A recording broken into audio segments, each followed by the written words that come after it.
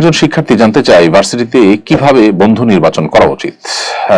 প্রিয় ভাই, বিশ্ববিদ্যালয়ে পড়া অবস্থাতে আপনি বন্ধু নির্বাচন করার ক্ষেত্রে অবশ্যই অন্য সাধারণ সময়ের মতোই দেখবেন যে আপনার বন্ধু তিনি দিনদার কিনা, তিনি আল্লাহভীরু কিনা, তিনি দিনমুখী কিনা, তার ভিতরে তিনি চেতনা আছে কিনা, সেরকম মানুষগুলোকে খুঁজে খুঁজে আপনি বন্ধু হিসাবে গ্রহণ করবার চেষ্টা করবেন। মেধাবী এবং ভালো ছাত্র যারা মন্দ কোনো পথে চলে না সাধারণত, তাদেরকে দেখে দেখে আপনি বন্ধু হিসাবে গ্রহণ করবেন। যে বন্ধু আপনাকে খারাপ পথে পরিচালিত করে বা যে বন্ধু নিজে বদভ্যাসে আক্রান্ত, সেরকম বন্ধু থেকে আপনাকে দূরে থাকতে হবে। কারণ নবী সাল্লাল্লাহু আলাইহি ওয়াসাল্লাম বলেছেন, আদ-দীনু আল-মার'ু আলা দীনি খালিলিহি ফালইয়ানজুর আহাদুকুম মান ইউখালিল। মানুষ তার বন্ধুর অনুসরণ করে, বন্ধুর ধর্মের অনুসারী হয়ে থাকে।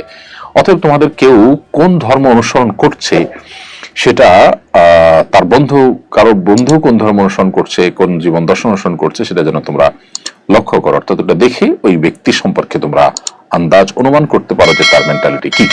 এই জন্য বন্ধু নির্বাচনে দিনদারিতা, আল্লাহভীরুতা এগুলোকে খুব বেশি প্রায়োরিটি দিতে হবে।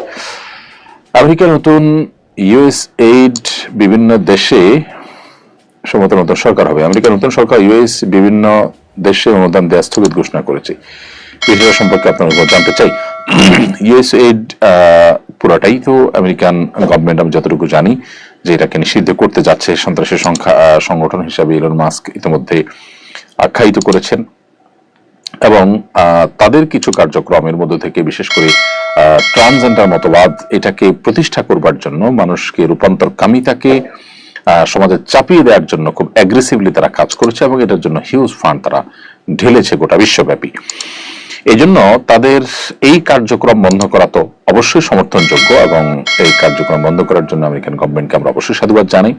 তবে সেই সাথে তাদের অন্যান্য কি কার্যক্রম আছে না আছে যেগুলো